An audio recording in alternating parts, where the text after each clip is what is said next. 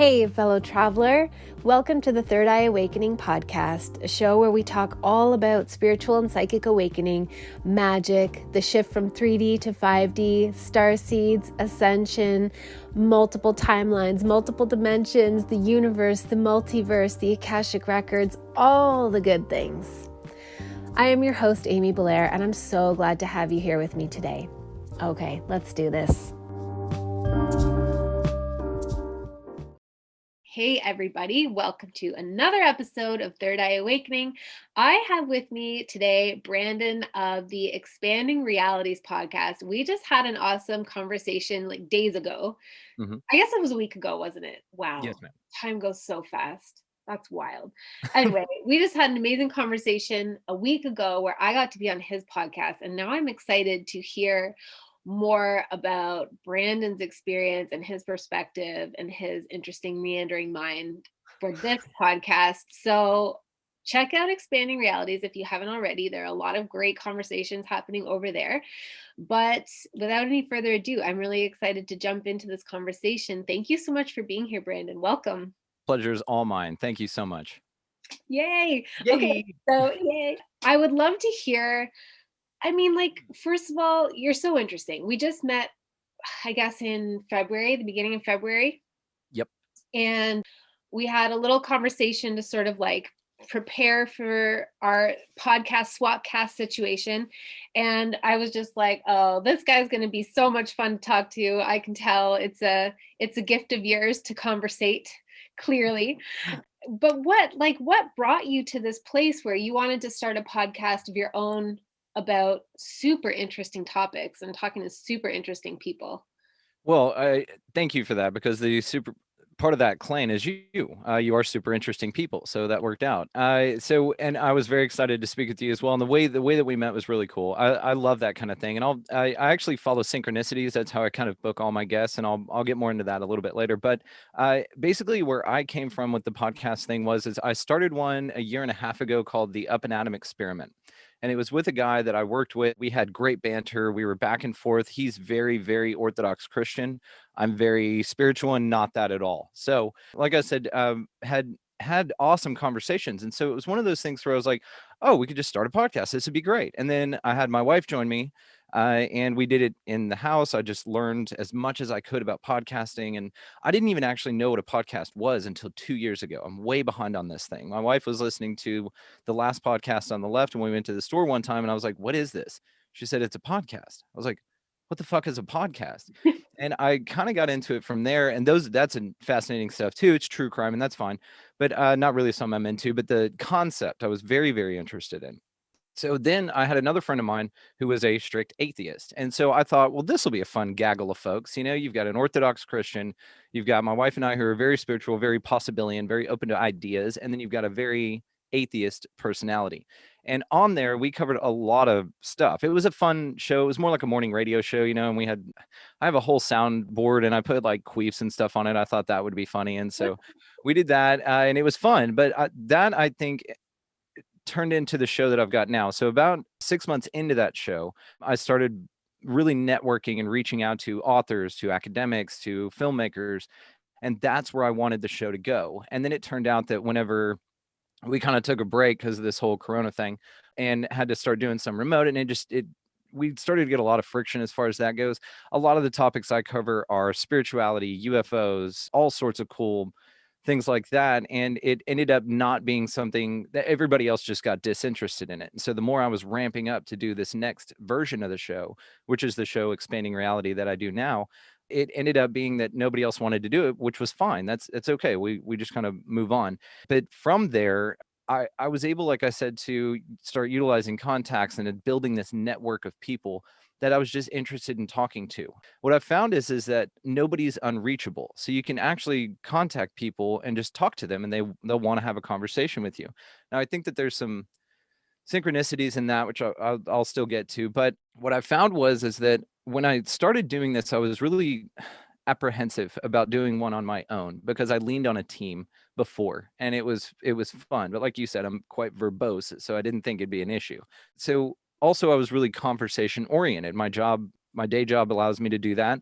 I've always felt like I was a really good communicator, and I was able to just get the most out of people, kind of change their vibe and bring some interesting topics to light with some folks. And then the synchronicity part of it. So the synchronistic part of it is to how we met. So I hadn't listened to Tinfoil in a while, and it kind of pops up and then I'll binge it, for a long time or whatever. And the same with a few other shows. I happened to open the app that happened to pop up the episode you were on. And I don't believe in coincidences. It's all synchronicity. So as I was listening to your story and that show, it blew me away. And then especially, and I know I've heard another guest tell you this too, that whenever you said that males don't come on your podcast, I was like, I want to do it. And so I reached out and contacted you. And you were very sweet. You immediately hit me back. And then, like you said, we had a great conversation, which that only increased the vibe. And then we started scheduling our shows together. Now, I've found quite a few folks, not only deliberate people that I've wanted to reach out to and get on the show have been very responsive, but another way that it's worked out is synchronicities. And like I said, I will pop up on Instagram or something like that. And I don't spend a ton of time on that stuff. And so whenever something pops up or it's sponsored or something, I'll click on it just because it's interesting, like an interesting post. I'll kind of look at them a little bit and I'll go, this person seems amazing. And then I'll just message them. Hey, do you want to come on the show? And people have been incredibly responsive. That's how I got Travis Morris on the show. Sweetheart of a guy. He did my first episode for the launch of the new podcast. And the way I described the show is versus the old one was I called the old one the cocoon and this one's the butterfly. So the old one was just the one where I was preparing and learning about hosting and audio and all of that stuff. And then that led me to the show that I do now, which is just a launching of all these ideas. And it's happened so fast. It's gotten really big really quickly, which has been awesome. But I was ready for that. That's what I wanted.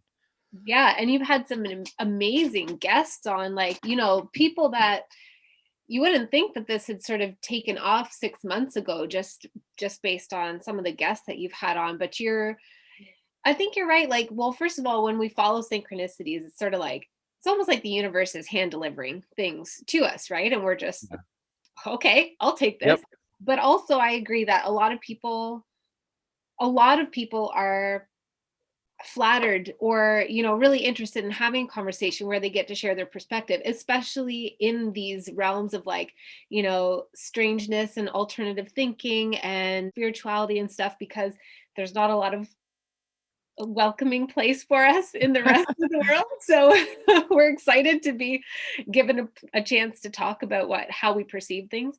Yeah, and it is like a diamond in the rough kind of thing. I think that we find each other, like a soul tribe or like people that you're meant to talk to. Because so it is interesting to where we do kind of find each other like that and we gravitate towards each other. I think we're all individualistic expressions of the whole. That's one of the more comforting ideas that I like to subscribe to, right? I don't have beliefs, I have ideas. Ideas are easier to change. Beliefs are very rigid, and then you ignore information. And that's, in my mind, not a very productive way for me to conduct my experience here on this plane. So the way that I like it is yes, there are a ton of us out here and we're scattered. But the interesting part about it is the more conversations like what you and I had on my show, which again, entirely grateful for. It was you're one of my favorite guests I've ever had on. You're not supposed to have favorites, but you definitely are top two, I'll put it that way, not to hurt anybody's feelings. But it's a cool way in which this works because these kind of conversations bring people together. And I'll have people, because I've got a wide variety of topics that I cover on my show. It's called Expanding Reality. It's not called Let's Pigeonhole Myself into True Crime or something like that. But it's a wide variety of stuff because I'm interested in a wide variety of people and a wide variety of ideas. So I like that we can find each other and come to a balance on this. And a couple of people have been putting books out, and so it was just, again, that divine timing to where they were more willing to accept things like that. Or I reached out to somebody and they said, not now, I'm working on a book, but I'll get back to you. And then again, it's seemingly out of the blue. If you're just looking at this from a random perspective, which I don't believe it is, then seemingly out of the blue, they just messaged one day. I happen to have like that next Thursday free for a show. They came on immediately, and it was divine timing. Somebody I've been really wanting to talk to for a long time. It was Dr. Michael P. Masters. His episode isn't out yet, but I just recorded him on Thursday, and he's got one of my favorite perspectives on the UFO phenomena. I mean, he's a biological anthropologist. He's a doctor and a professor at a university in Montana. And his idea from an anthropological state of being is that they're future humans in time machines coming back. And I think I talked to you about this, but it was just such an honor being able to talk to him. I was just blown away that this dude just wants to sit down and have a conversation with me. And then we end up nerding off about like time travel paradoxes in movies and all of that stuff. It's just, it's amazing. And like you said, people were wanting to do it. It's great. I'm so excited to hear that episode.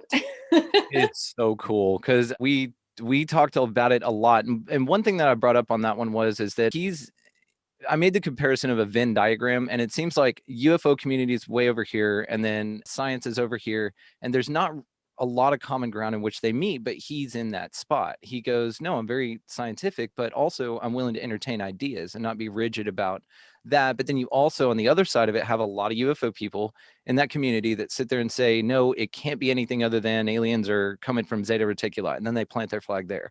And then you've got the Hollow Earth people, and they're, nope, it's only Hollow Earth, there's nothing outside, which is limiting as far as the perspective goes. But I think that having people like Dr. Michael P. Masters on, I know Diane Pasulka, she wrote American Cosmic. She has kind of the same view of it as well, these academics that are willing to entertain these ideas.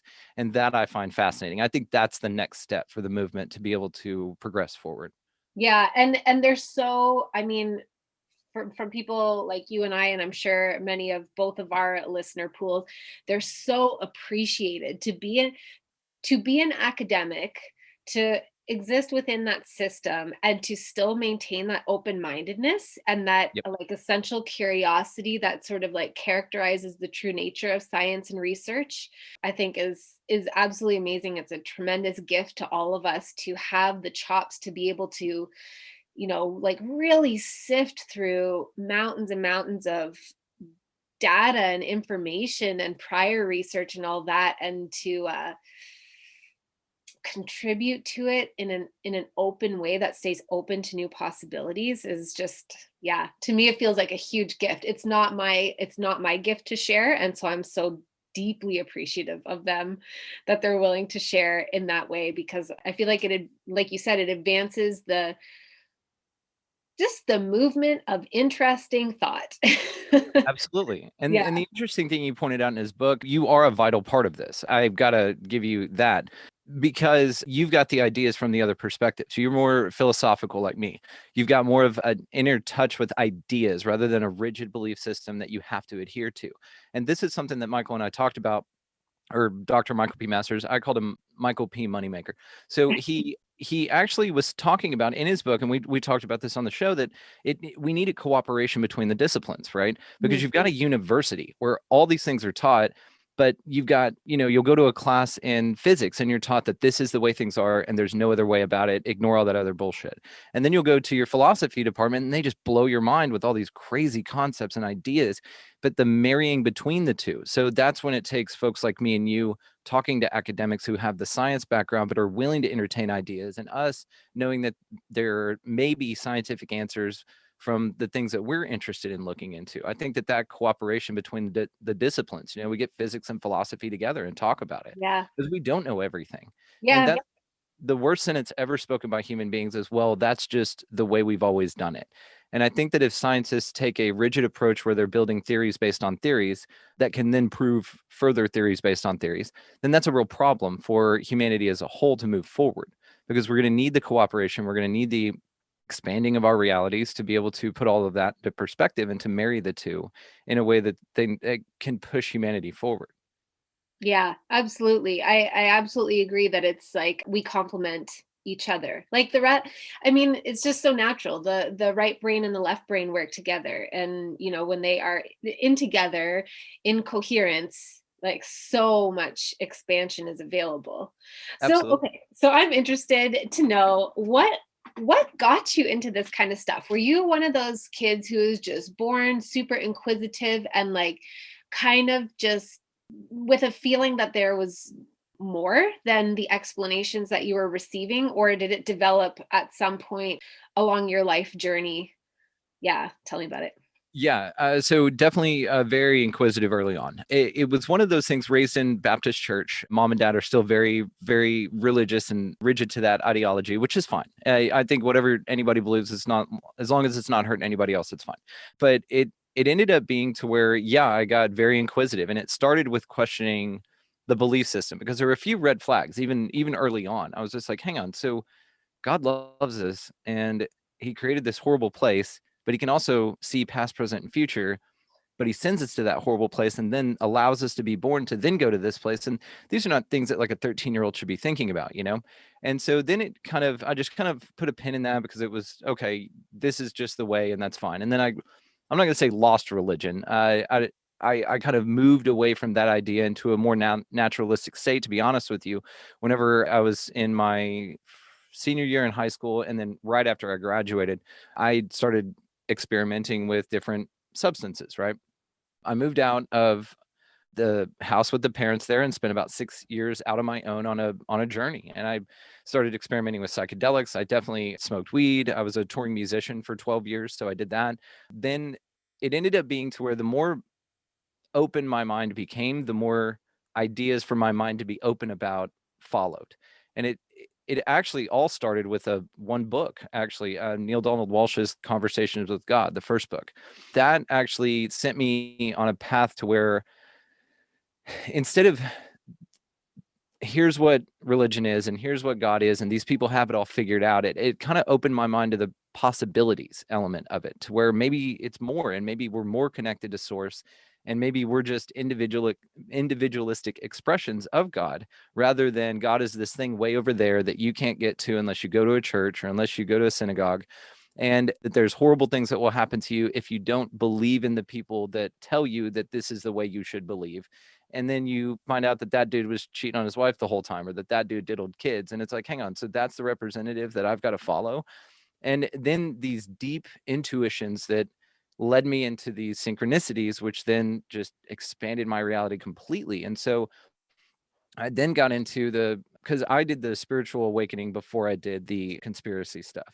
And then when you find out that there may be some questions to be asked as far as religion goes, then you start finding out that there's questions to be asked with everything. And then you get to this lost place, I think, but I put it as a state of vulnerable awareness. You know, you're very vulnerable, but you're aware that other things and concepts exist outside of this. And so that's naturally where this stuff goes. And so then you find books. Books would just find me. Again, the Four Agreements, another huge one. And I found that I would get to points in my research or understandings to where I would kind of plateau, and I would just sit on that idea for a while. And then something new would enter the life, and it's like, boom, back on the ascent. And we would just kind of take all that information and then just move forward with it into new ideas that then expand on other ideas. And then you have all of this frame of reference for context, which then you can formulate an idea about your world. And I'll let you know when I figure it out. I'm still on the path. I'm definitely considered a seeker, you know? Yeah. And so, yeah, I mean, there's so much there. There's so much to explore. I want to just acknowledge momentarily, before asking you another question, the importance of what you just described, in terms of, like, you'd read a book or you'd receive a concept, like an understanding, and then it would feel like it plateaued for a while. Mm. But then something else would come in, and you'd be like on the expansion and the rise again.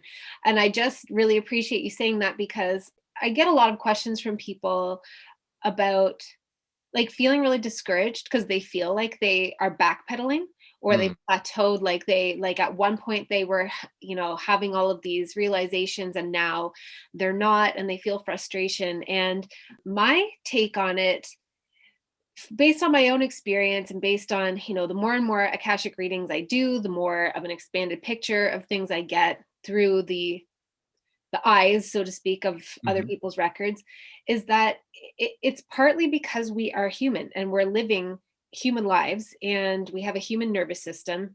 And so, we're not, like, sometimes the path of awakening can feel like a desire to escape this, this hell plane that we Yeah. perceive it as sometimes, and to just return to that all knowingness and that all encompassing love and all that kind of stuff.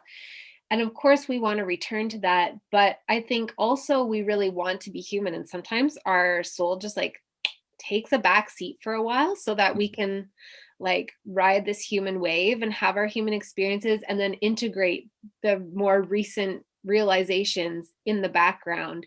And then when it's kind of settled and fully integrated into our nervous system and our worldview is when something else will appear on our path that kind of like triggers that rise again. Is that what it has felt like for you? It does. And what I've come to kind of the new idea that I'm playing with right now is manifestation. So then what I like to do is put into context new ideas that I come across and then kind of not relive my past, but just kind of view it from this objective position to where I can look into past experiences I've had and apply the new ideas and concepts to maybe something that I've gone through, to specifically the plateau part of it, because that is something that I've thought about. I've been like, well, how come I get to this point and then it just kind of settles and then it moves on to another point? I think there's an element of manifestation that I've been playing with a lot lately that maybe, perhaps it's just, and there's that old saying, I'll start with this and then we'll go from there. But there's that old saying that you're not moving backwards. And this is something you can tell people that you talk to about feeling like you're backpedaling. It's the opportunity, the universe, or you, because you are the universe, is giving you the opportunity to really set your focus because it's about to launch you like an arrow. And so the term that I've heard, and I'm sure this is pretty ubiquitous, but it, instead of moving backwards or standing still, you're an arrow being drawn back in a bow. Now, the most important part about that moment is that you hold your focus and you hold your aim, and that you really decide where you want that arrow to go because it's about to be launched. And so instead of looking at it as a stagnant or not moving forward or even moving backwards, you are moving backwards. You're building angular momentum and you're building up energy in that bow because you are that arrow that's about to be launched into whatever direction you want to go into. So holding your focus downrange is one of the most important things in that moment that I've found, because that's part of your manifestation. That's the part of it of manifestation that applies to this, right? So it feels like sometimes that we do get in this stuck place or we do get in this stagnant place. Take a deep breath. Just look around, go back to basics. This is your opportunity to really realign, to refocus, to get rid of the toxic things in your life that aren't serving you anymore, and then to come across some new ideas. And if you ever want some new ideas, go listen to your show, The Third Eye Awakening. It's phenomenal. You have some great new concepts that you guys talk about all the time. Come on over to Expanding Reality. We always talk to cool people. And if you ever want to email me, any of your listeners, I'll extend this olive branch. If you guys ever want to email Amy or I, we've got a list of books that will kind of put you forward or keep you moving or give you something to tide you over to remind yourself to realign your focus as you're being launched out into your new, greater, grander version of who you are. Now, Mm-hmm. to the point about the experience that we have in our soul resetting, I completely agree with that. Because never forget, folks, you are a skeleton, a spirit riding a skeleton in a meat suit that's here just to touch, taste, smell, see, and hear everything you can before the experience that you've chosen to have is over. And that's something that when you put it into perspective like that, it really brings back the whimsy of the universe. And I think that that's something that we all need every now and then. Yeah, absolutely. I love that comparison or the way that you've tied it into manifestation. And recently that's been probably one of my biggest activations in manifestation as well, is that power of holding the focus. I got really disciplined about it as of, I guess, the end of December. In, insofar as like, I live my regular life and whatever, but at least twice a day, I focus in on my manifestation and I let it lead me. So Mm, rather than me trying to like pigeonhole it into the original idea I had, I let it refine itself and mm. tell me what it's turning into. And wow, the results have been mind blowing. It's Yeah. very exciting. My manifestation is a real thing, everyone. And I'm pretty sure that like right now I'm like, okay, I'm going to have like a whole other conversation with Brandon just about manifestation because I love talking about this topic with people so, so, so much. Yes, same. And I'm anytime. I would love to. Yay. Okay. Mhm. So something else I'm curious about is like okay, I'd love to hear more about your your take on conspiracies, whatever conspiracies you feel like talking about. And then also, I'd love to hear about your perspective on interdimensional beings, cosmic beings of cosmic intelligence. I don't know. I feel like the word alien is such a weird, loaded Mm. word now, but that's kind of what I'm getting at. And that might be like two questions answered in the same way. I'm not sure. I'll leave it up to you. Yeah, how much time you got? So I would say that two conspiracies, an interesting thing that I got, and this was one of those times where it's like one of those moments. I can remember it vividly. I was 18 years old. I was living in Houston, Texas at the time. My folks had moved down there. I finished the last 2 years of my high school down there. I was working as a waiter in a Chili's. I remember the table number. It was table 13. There was a gentleman sitting there with the newspaper. And I had not really questioned the government or anything at this point. Now, I was waiting on the guy. He was the only person in my section. He was it. And so he's having coffee. It's in the morning. He, right when we opened, and he had a newspaper. And I happened to come up to him and just, check on him, see how he was doing. And he said, "Can you believe this?" And I said, "What was that?" And he opened the newspaper. He read something to me. It didn't register as anything was wrong because it was official print in newspaper. I didn't think anything of it. And he goes, because this and this. And he had this whole breakdown and opinion on the little paragraph that he read me. He goes, "Man, in this life, you can't trust any of this. And you've really got to read between the lines." And that stuck with me. And that was one thing. I don't remember the gentleman's name, but it stuck with me. And so now official stories come out. I don't question all of them, but I definitely take them with a grain of salt, especially lately. We've been getting a ton of misinformation. And then the information that comes out that's contradictory to that, they label as misinformation and then not allow you to even pursue the thought experiment of it or to do your own research. The perception management game is on point with these people. And whoever these people are, it's the lizard people, maybe interdimensionals, who knows, and it doesn't matter. The problem is that our consciousness is being steered in a direction away from truth and even away from objective truth, because you have to have that as well. There's subjective truth, things are very, very real, and objective truth, things that are true for you. Other way around. Objective truth are real things, subjective truth are the things that are true for you. Okay. So whenever you start looking into concepts like that, you look at the heavy ones. Now I put conspiracies in different levels, right? So there's fun ones like the Mandela effect and Project Bluebeam, and I love that one. I could talk about that one all day because it's so cool and crazy, and they just thought of it all, and it's a lot of fun. But then you have heavier ones like certain shootings that I can't say on your show, or they'll censor it because they don't want you looking into it. Certain other events in worldly events and false flags, and just the concept of false flags. It's a concept that was used in naval time a long time ago. What they would do, that's why the term is false flag for your audience. They would raise a flag that was the same color or noting from a distance that they were a part of this country, right? And then they would get closer to go be with their buddies, their French buddies, have some baguettes and cigarettes, whatever they do. And then they would lower that flag and then they would start attacking on them because it was a false thing. Pirates used to do this, all that.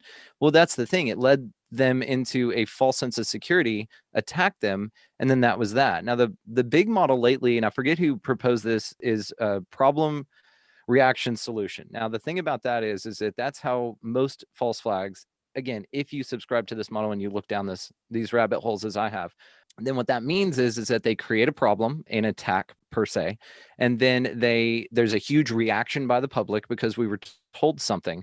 We were told it was that other ship over there that attacked our country, when it was really our own country doing it to get us into a war. And the military industrial complex and the perpetuation of wars is what it's all about. It's about money.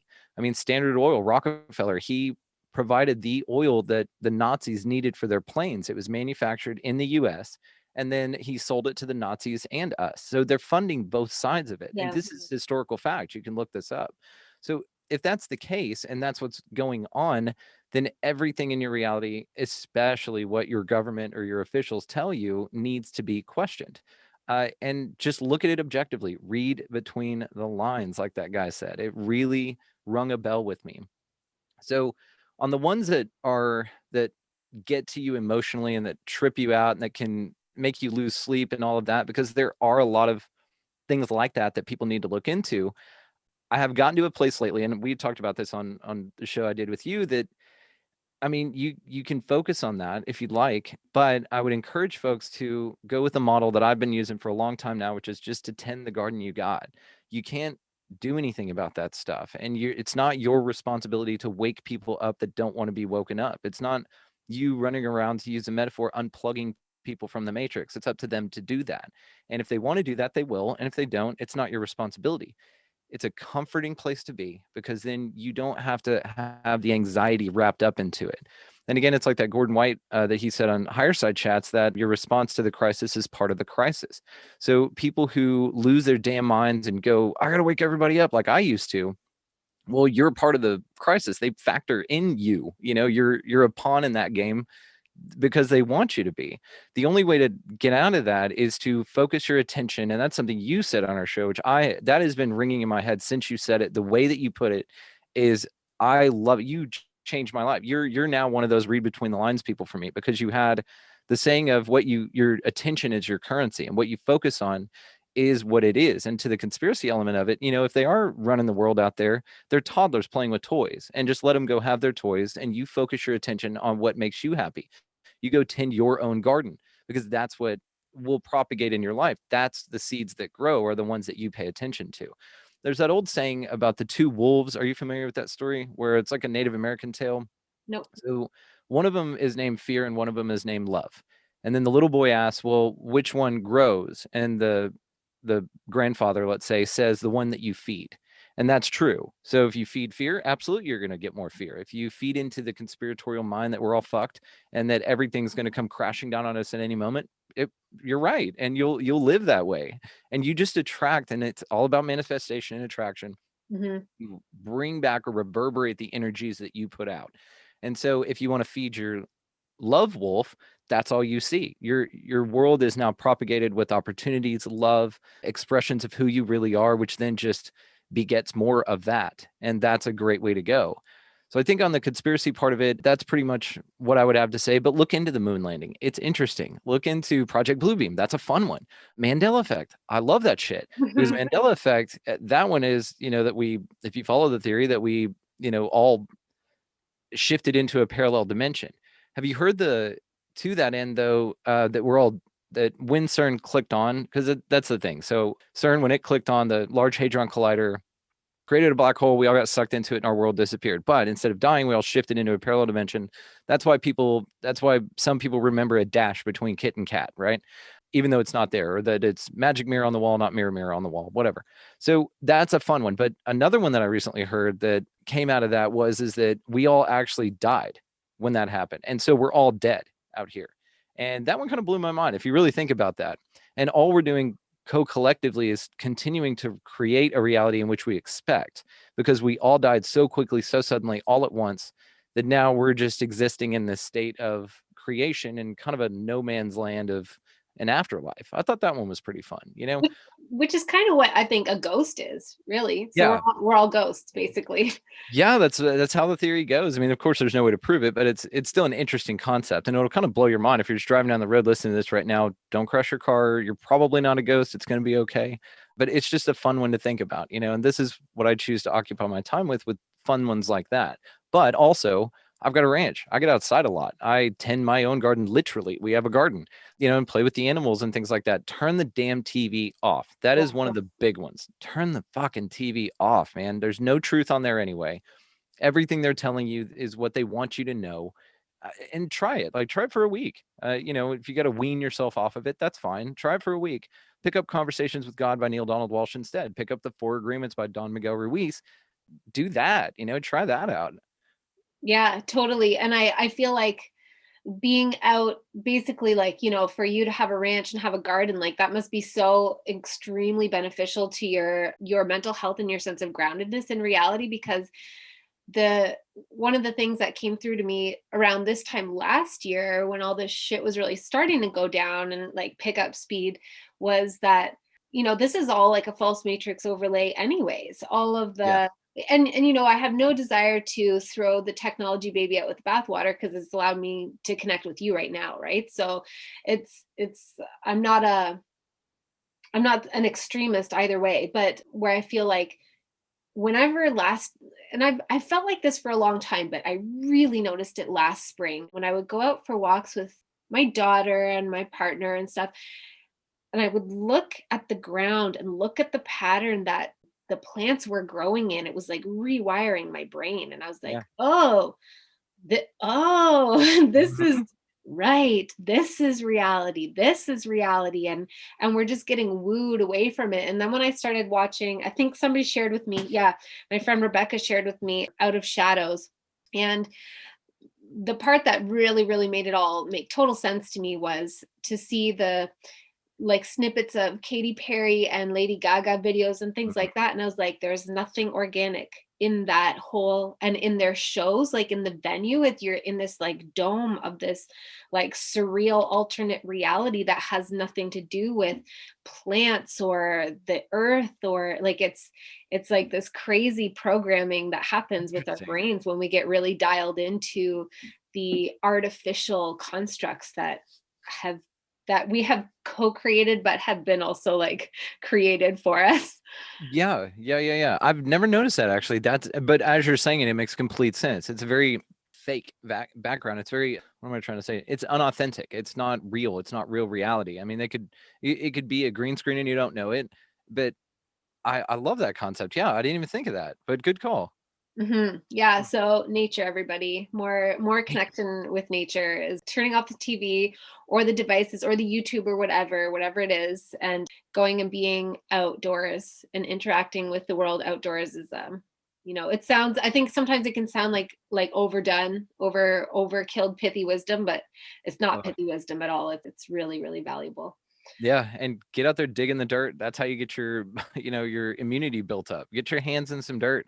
Go grounding. Take your shoes off and go walk through the grass, not on concrete. Dirt or grass. Do that. Yeah. It's incredibly beneficial. Yeah, and on a spiritual level, on a soul level, absolutely, it's a recharge.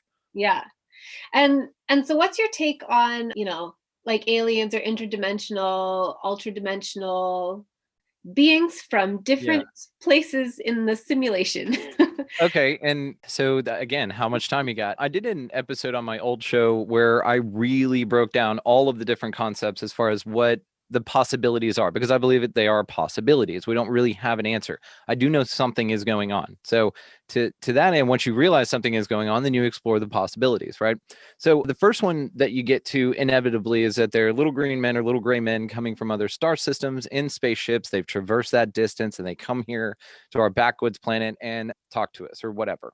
From there, you're led to the Anunnaki and things like that, to where they are actually our creators. They're, if you follow the Zachariah Sitchin stories, then they are our creators. They created us to mine gold here because they didn't want to do it themselves.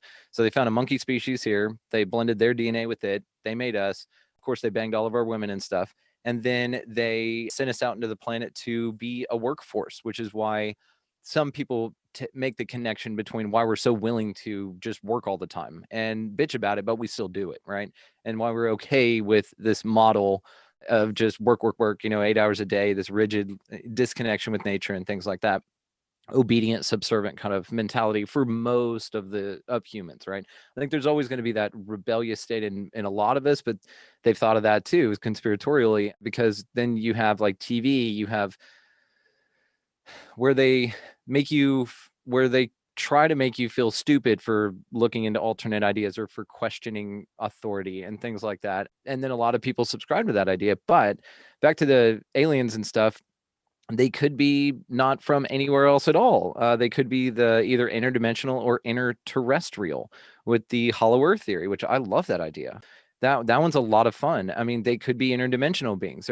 There's so many things about our existence that we don't know, which the mysteries are, of course, what kind of keep you going and are fun to think about. But then if you think about dimensions, there was a book written in the 30s called Flatland, and it was basically he took the two-dimensional right drawing, and then a sphere passing through would start as a dot, and then expand and expand to its apex, and then descend back to a dot and disappear, because that's how that reality works. They couldn't perceive the concept of a three-dimensional reality from their two-dimensional or flatland state. So dimensions could work like that. Again, science isn't really looking into this. Some people are, like we have, again, Dr. Michael P. Masters looking into. My favorite theory about it is that they're UFOs they're future humans coming back in time machines, because that one's the most fun to me. And it's the coolest one. Yeah, it's all right, we can traverse the solar system. That's pretty cool, right? Okay, interdimensionals, but there's probably an understanding that they've got or something like that. This one ties in both of my favorite things, which is UFOs and freaking time travel, man. And what's cool is he calls them intertempestrials because it's time, right? They're not extraterrestrials because they Right. came from here. They're intertempestrials coming back in identified flying objects, because we know what they are. They're time machines. And then, if you look at that concept as a whole, of course they would fly, because you'd be able to traverse ground, once you got to the time that you wanted to easier, as well as if you had something fixed on the ground geologically over time, the earth changes, right? So they could shoot back into a mountain and not know it. So that's why you would want them to fly, theoretically. It Right. checks out. And then he, from an anthropological point of view, took the, if we evolve a certain way, that's what we'll look like. Now, the other one is that there's no such thing as aliens at all. Now, I don't believe in this one necessarily, or I think this one is interesting, but the least fun, that they're all government craft, or they're all a secret space program, a breakaway civilization. With the airship sightings, like in the late 1800s, there was a really cool book written about it, about the Sonora Aero Club is what that refers to. And it's Charles A.A. Dalshow. You guys can Google him and his images and the drawings that he made. They're very cool. They're just old steampunk looking ships. But what they had was they had technology, and they were just human beings that were flying these things. And they would land. And this was before the Wright brothers took their first flight, but they would fly faster than a dirigible or a hot air balloon or whatever should. And they had all these cool lights and things like that before electricity was a thing. So there was an advanced civilization here, and maybe that's what they are. They shagged ass and they kind of come back every now and then to visit. The possibilities on those are a lot of fun. And that's why that episode that I did was just a breakdown on all of the different concepts and ideas of what they are. I don't know. I mean, I really don't. I don't have an idea about it. And the other point in where Jacques Vallée and eventually J. Allen Hynek of Project Bluebeam went with it was they're a psychosemantic type of a thing. It's a projection from the earth, that the earth is creating this, or we are collectively creating this illusion of these either creatures like Bigfoot or other cryptids or UFOs in general, that they're just an illusion. It's a psychosomatic thing. And we just don't understand that yet. It's like a mimicry, like how nature mimics other things. Right. That's super interesting. I didn't realize that aspect of Project Bluebeam. I haven't really looked into it, honestly. I just kind of like, understood it as. Did I say Bluebeam? I meant Blue Book with Helen. Oh, okay. Blue Book. Alan Okay. Hynek. Yeah. Yeah, Because that was Bluebeam, I was like, I just thought it's where they project like yes. aliens into the sky and we all panic, but they're not necessarily real. But that doesn't mean they're not real. They're just like fucking with us, basically. Yes. Okay. Project. I may have misspoke. Because the government early on, the Air Force had a Project Sign, which turned into Project Grudge, which turned into Project Blue Book. And that J. Allen Hynek headed up Project Blue Book.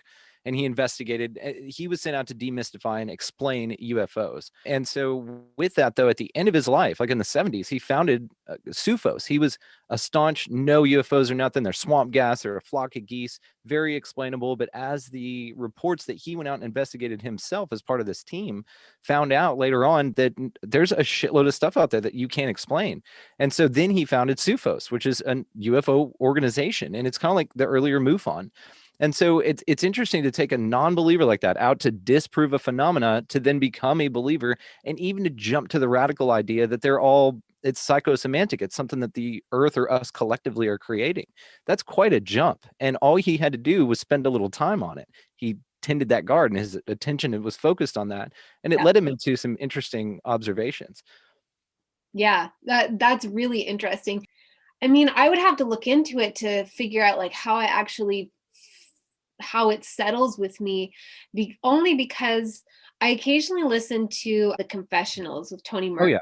And, some of the things that people describe, like they just don't have answers for it. They're not like, ooh, like sometimes they do, right? Sometimes they're like, I think my house was haunted when I was a kid. But a lot of the time they're like, I saw this thing. It seemed to be climbing vertically up nothing. Like, Yep. or like these things happen, these phenomena that we just can't explain. And I feel like, especially one that is so, I don't want to say universally recognized, because it's not, but commonly recognized, like Bigfoot or the Sam Squanch.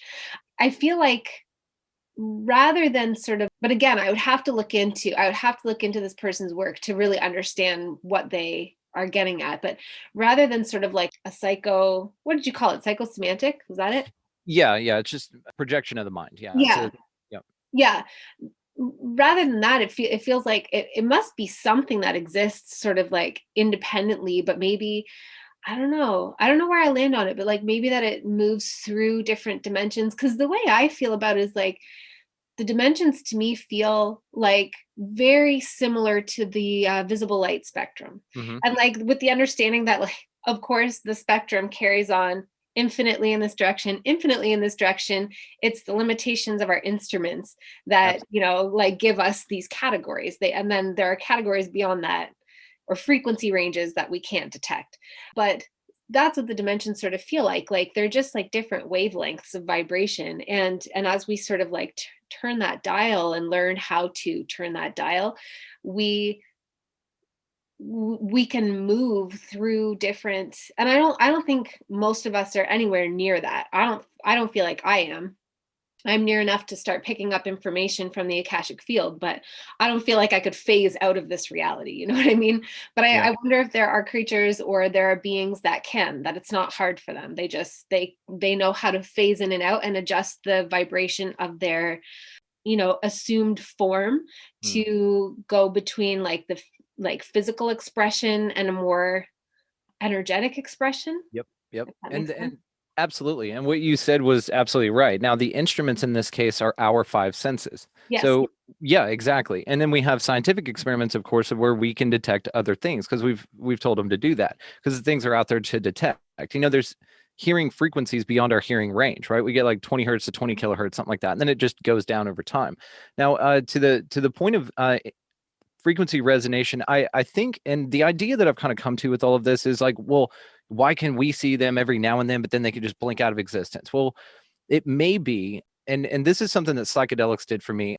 Maybe there's a filter within our consciousness that it retards or skews the way that we see things outside, and it kind of focuses into that narrow band so that we can not only have this experience if we want to from this very, I'm gonna say, basic bitch level, or you can expand your mind a little bit and you can have glimpses of other things that are going on all around us in many ways. You can do this through meditation, through yoga, through exercise, through spending more time and connecting with nature. Psychedelics, of course, are kind of like a cheat code to really open the door and say, here it is, everybody, check this out.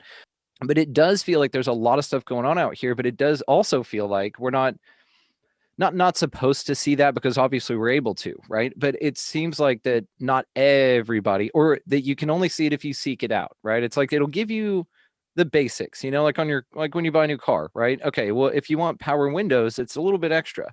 We'll give you the basic package, and then if you want a sunroof, you can add that later, or you can pay more for that to have that experience, right? It's just an addition or an accentuation to something that you're already participating in, and that may be what that is, but like you with the dimensions, I do think it's more of a radio frequency type deal to where it's all a vibration rate. And we just happen to be vibrating at this third dimensional reality where, we can see in a limited spectrum, we can hear within a limited range.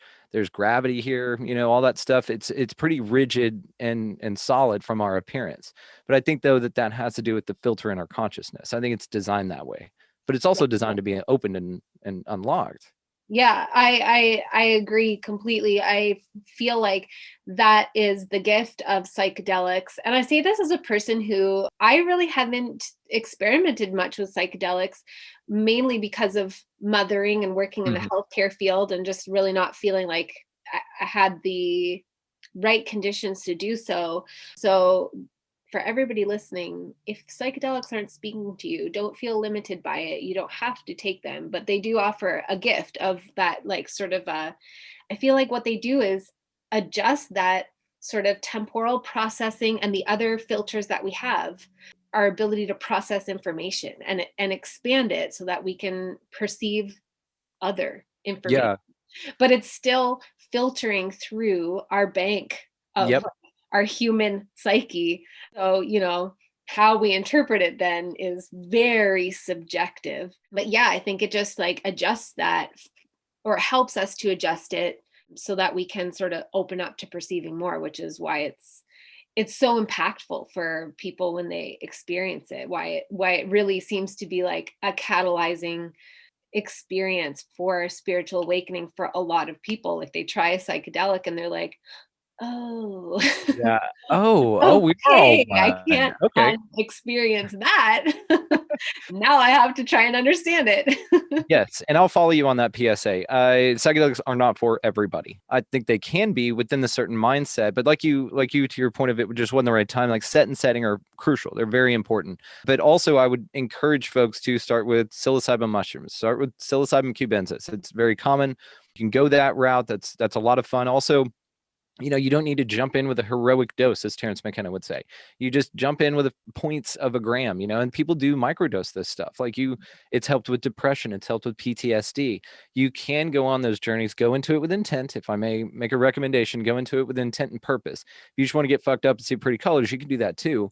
But what psychedelics do is that they break down walls, and those walls are your ego. And then that ego, whatever you've got, is going to come rushing in on the other side of that wall. So there's an element of handle some of your business, get your mind in the right state, and then embark on a journey like that, because it is just an expansion of reality. And Yeah. one thing that's interesting about them is the data input. You can hear better, you hear more. It seemingly allows you to view things that are around us all the time that you can't see because of the filter. It's a key to unlock a door to a new world, and that's it, or to an situation on a world in which we're already existing. Yeah, Be careful. absolutely. Yeah. Set the setting. And I was talking to somebody else earlier this week who he wrote a little book on like how to prepare to use psychedelics, because he got introduced to them very naively when he was about 12.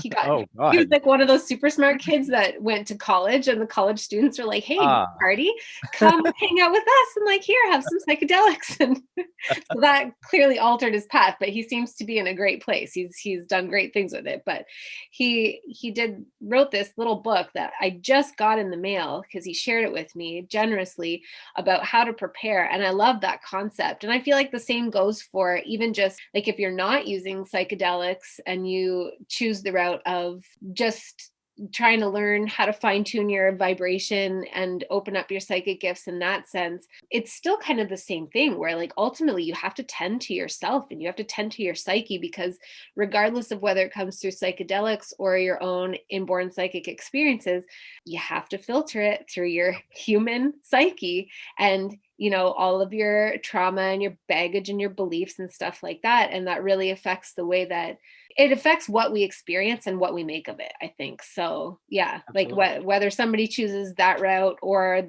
a non-psychedelic route or both, I feel like there can't be enough said for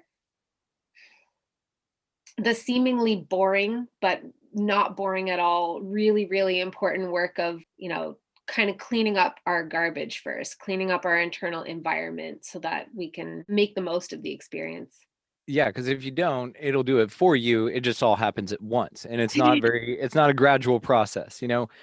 I'll actually recommend you a book as well. I interviewed a young lady named Kelly Hanner, and I'll send you a link to her Instagram on your messages there. But she is wonderful. She wrote a book called Safe Travels, and it's really cool. That's exactly what it is. It's very well written. She takes it from a perspective of an experiencer, and so she does a great job with it, but she also addresses things that we've just been talking about. So it is a wonderful read. It's a great little book. You can find it on her Instagram. Just go to Instagram, Kelly Hanner, Hanner, and she is fantastic.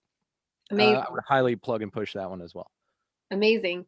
And something that I wanted to comment on, that because when you mentioned your recent conversation for your podcast where he was talking about aliens potentially being like our future selves coming back, I actually got that. I wouldn't even call it a meditation. Like I was just kind of trying to stretch out my psoas muscles the other day before bed, and I just got this, I don't know, it was like a drop in of information that I am still, the jury's a little out for me. I haven't fully integrated it, but that the beings that we understand as grays are our future selves along this bifurcation path, the ones that choose the transhumanist timeline, and the the Pleiadians, Arcturians, all those beings that we associate with elevated consciousness are the future selves of those of us who have chosen the like organic ascension timeline, and that both of them are like kind of shepherding us along our chosen timelines.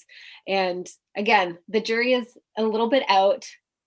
I haven't fully processed that, but it's interesting that you just mentioned that somebody else had kind of had a similar thought. And I'm sure I'm not the only one, but it just came in randomly. It wasn't influenced by somebody else's thought. So first, you're a pioneer in this, and I'd write that down because that's the first time I'm hearing about this, but it makes me think quite a bit. So it is interesting because yes, people do describe the Greys as being very robot-like or non-emotional, very transhumanist. If they did go that path, fascinating observation. I love that. She started me on a new thing here. So if they did take that path, then the reports check out. Also, another part to that is sometimes they're seen with human entities, right? There's humans and grays working together. There's like a join up or like a team up between the two. And then to the humanistic part of it, maybe they're not. The reason that Dr. Michael P. Masters has his theory the way that he does, because he's an anthropologist. So he can look at past hominids, look how their face and cranial shape change, how we became bipedal, what that did to us physiologically. He looks at the skull a lot, and he breaks all this down in his book, guys. It's fantastic. It's Identified Flying Objects, Dr. Michael P. Masters. Then he follows that line logically down a future of exponentiality, and then he says, oh, well, this is probably what we'll look like. One of the observations made in his book that I loved is out of the millions of species on this planet, only one has been bipedal, and it's been us. And it's actually not that great. There are a lot of perils in being bipedal. You have a bunch of issues with us physiologically and which is another reason people say we didn't come here. There's a prison planet, but that's a whole nother thing, Amy. We don't have time to unpack that. But I will say, though, to your point, is that what the theory means to me as a whole is we made it, right? It's kind of comforting to know that we didn't destroy ourselves, or not all of us, and that some of us carry on and we make it as a species, right? I mean, that's nice. That's one thing you could take away from it. But then also that if they are very, very human-like, and to Dr. Michael P. Masters' observation that it would be a long time before we look like that, maybe we don't take that long to invent time travel, and we still look very much like us. And then therefore they're able to come back pretty recently. And what I was talking to him about, if you think about like the Palladians, like you said, and how they could walk around us and not be pointed out as aliens, like, oh, that's an alien right there. Like the Greys obviously would. Then maybe they're not from another star system at all. If I was a time traveler and I didn't want people knowing that I'd invented a time machine 80,000 years in the future, and that time travel was possible, then I would tell people that I was from a star system, right? I would just say, oh, we're from that cluster of stars over there. They can't get there anyways, dumb monkeys. And so, you know what I mean? And then they certainly can't create time and travel yet. It's a cool idea, and I love that. Now, your take on it, that's awesome. I'm going to really have to give that some contemplation. What is this Soyuz muscle? Or what did you say? Psoas muscle? Soaz. Yeah, it's like the place where your hips connect with your trunk. Okay. Like kind of around where like your waist, like just above your glutes to your waist. So I was trying to stretch that out, and then all of a sudden, like, boom. Interesting. I was like, well, food for thought right before bed. All right. So cool. Yeah. I love that idea. I actually can't wait to talk to him about that. He's got a new book he's writing. He's going to come back on later on, but that's cool. What a cool. Yeah. And then even if they are coming back to influence us, then you have like this, like you said, bifurcation, because what if the Greys are influencing the negative parts, or the parts that don't serve us, to lead us inevitably into that, which is where we, the transhumanism thing, for people listening that don't know, that is just where you're integrated with technology. You're very cold. They basically put, Elon Musk is successful, and they could put implants in you, and everything's very rigid and cold and unemotional, and you're not an independent thinker or free thought. All of that's very regulated. It's very mechanical in nature.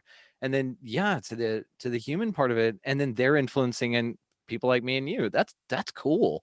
Yeah. Interesting. It was kind of a cool thought, and I kind of put it to rest because I literally got it right before bed, and I kind of put it to rest, and it just sort of brought it back to my mind. So now I'm gonna have to contemplate it in my free time. Another cool thing that's awesome. Another cool thing that I experienced the other day was my first encounter with a reptilian through an Akashic reading. So the jury had been out for me about whether those are real or not as well. And now I'm like, yep. I mean, from my perspective and experience now, like, oh yeah, they're real things. They're real beings. You gotta tell me about that. Okay, so what happened? What'd he say? Is he just like, I'm from inner Earth, or did you get any juice from it seemed like it was really from a different part of. It feels like an invasion. It's really hard to describe, because I think like the part where the jury's out for me is where we like turn it into very human narration. So, but it did feel like originally they come from, like, they're really ancient. It was interacting with the person who I was doing the reading for, had a really ancient starseed lineage from Sirius. So most of this person's incarnation experience had been received in the whatever it is that we would associate with a Sirian star system. Cool. And it had this almost like it was like a stalker. This person had a stalker that was reptilian, that had been, it had like a nemesis that it had had many encounters with through many, many, many, I don't know, like hundreds and hundreds of thousands of years as to our concept of Hmm. time. And but I said, it's not, the strange thing is it doesn't feel like it wants to destroy you. It wants to possess you, but in that way that a stalker is so obsessed with their, like they're so fixated and fascinated by their, you know, Captive. Yeah. yeah, that they want to like get as close as possible. And when I followed that thread, it was that this reptilian being really wanted to evolve in the direction closer to source, closer to Mm. unity again, but had no concept, was so distant from that experience that it had no concept of how to do it, but it was really fixated on this other soul as an example of that, and could, like, just couldn't seem to like regulate how to like set up an appropriate relationship of guidance or Man. something. It was absolutely fascinating, but it was this reptilian face and being that kept coming into my inner field of view, where I was like, this is going to sound like crazy and stupid and cliche, and this was my first time ever encountering one. So I've Yeah. encountered a good handful of demons through other people's readings, but this was a different thing entirely. So I now I believe. Wow. Okay. And like you said, it's something ancient. There's speculation, of course, because we won't ever know, but that reptilians are actually dinosaurs that evolved into the things that they are, right? So they're Yeah. actually from here a long, long, long time ago and then went into inner Earth, and that's where they come from. Or it's just a fun thought experiment, but that's fascinating because I have heard of people who can see auras and entities and things visually above people. And you'll have that, I want to say it was John Keel, I can't remember. Anyway, they'll have like this being that's gigantic over them, like 8 feet, 7 feet tall, and they have their hands in their shoulders guiding them, kind of walking them, but Yes. ethereally, of course. And then they have a reptilian face. It's interesting. It's almost, yeah, it's like a shitty backpack. That sucks. Yeah. Right. Like a really toxic like boyfriend you keep calling to come back, like Mercury retrograde, but you do it throughout lifetimes. It's like, he's no good for me. I can change him. Yeah. Right. You don't know him like I do. I can Yeah. change him. It's a reptilian, dude. He's latched onto you. He's horrible. Just get out of there. I love him. All Yeah. right. Right. Exactly. But yeah, Yeah. he's got a soft inside, I swear. Say that. But for everybody's peace of mind, the great thing was that the guide, like the guidance through the Akashic records on how to like shake this stalker came Yeah. through, like how Okay. to help and assist this soul to move in the direction that they wanted to move without it being this person's responsibility. So just so you all know, like, it's not Good. like, oh, terrible, you have a stalker forever now and that's the end of the story. It had some guidance and resolution attached to it. I was gonna ask, but I knew you'd say it. So there you go. Okay, cool. Well, Brandon, this was an amazing conversation. I feel like you're going to have to frequent this show because I want to talk to you about manifestation. There was some Why other not? thing that you were like, but that's a whole other topic. What was it? Doesn't matter. I'll It's listen we can back talk about it. and It'll I'll come write back it up. down. And, Let me give you a quick one on manifestation real quick because I've been playing yeah, with this lately. Is to the point of a vision board, because vision boards are very important. What I found lately is there was a song overlaid over something that I'm choosing for myself. What I did was I put that song on my Spotify. So when I'm not around or I'm out at real job or I'm out doing something else, I listen to that song. It makes me think of that thing. And it's another way of visualization or keeping it in your yeah, uh, space. And we can talk about that more. I just wanted to bring that one up for the tip. Play I a song over love what that. you like and you're staring at, and then download that song or have it on your phone to where when you're not around your vision board around what you want, you can kind of get into that mode every now and then and keep reminding yourself of what you're working towards. Exactly, because it's really, it is about that diligent sort of focus, but it doesn't have to feel like hard work focus. It's just Yeah. bringing your attention back to that, and it's also so much about the feelings, Yep. rather than just a cold goal list. Like, I know that translates well for some people. For me, it doesn't. For me, it's like really the feeling, and songs They bring out that like kind of emotional feeling, vibration, association for us. So yeah, Yeah. coding yourself with a song as a sort of like an easy switch reminder to bring you back into coherence with your manifestation. That's a brilliant hack. And it could be anything you want. It doesn't even have to do with the vision. It could be La Bamba, it could be Yeah. Big Booty Girls, whatever, just whatever song, and then associate it and then download it and have it. And then later on, next time I'm on, we'll talk about how putting your phone on shuffle mode and then listening to what your ancestors have to tell you in the songs that pop up next randomly. That's a, Wow. Oh my yeah. gosh. I'm so excited for our next We'll do it again. conversation We'll do it again. already. Me too. This is so much fun. You're great. Well, thank you so much for your time today and sharing with us. And just, yeah, I'm sure everybody's going to love this conversation very, very much. I know I did. Is there anywhere that you want to direct the listeners to? I already have your social media and, the link to Expanding Reality in the show notes, but is there anything else you'd like to direct them to? Yeah, you just Expanding Reality podcast. It's just type in Expanding Reality on any platform. There's like 14 or 15 different ones that we're out on. Facebook, Instagram, Twitter. You've already got those covered. I have a Patreon. Actually, I just started that. So you can actually go to patreon.com, type in Expanding Reality. If after you listen to the show, you find it valuable, you want to contribute, that would be great. It would be a huge help. But also the YouTube. And that's where you can find this beautiful Amy Belair and I's conversation. And you can see us in beautiful Technicolor.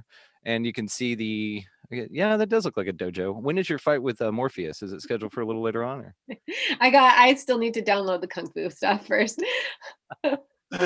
Beautiful. That's how you can find me, guys. I'm not hard to find, but Expanding Reality, that's how you do it. And thank you so much, Amy. This has been a blast. Awesome. Thank you so much. And thank you, everybody, for your beautiful attention. You know how much I love you because I say it every single episode. I appreciate you. I appreciate your time. I appreciate that you chose to spend an hour-ish of your life with us involved in this conversation. And without your listenership, this would just be a regular conversation between friends. And your participation, this has become truly a consciousness expanding effect that will, domino through the collective. So I appreciate you all so much. I hope you have a beautiful day or night wherever you are. And I'll catch you on the next episode, everyone. Bye. Thank you so much for being here with me on this episode. I appreciate you more than my words could ever say. Please remember to rate, review, subscribe, and share, and I will catch you on the next episode.